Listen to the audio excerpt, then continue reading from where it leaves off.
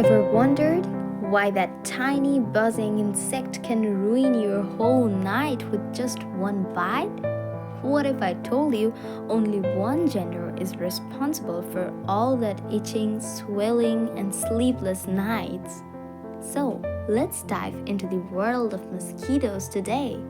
And trust me, it's way more disturbing than you think. So, our today's topic is mosquitoes, those tiny winged nightmares.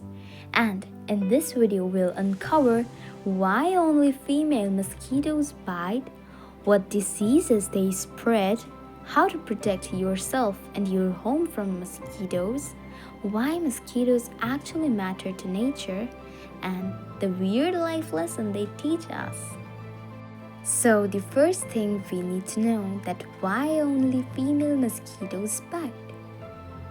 And the answer is the female mosquitoes bite, and that's because they need blood protein to develop their eggs. And males, they're chill, sipping nectar and minding their own business.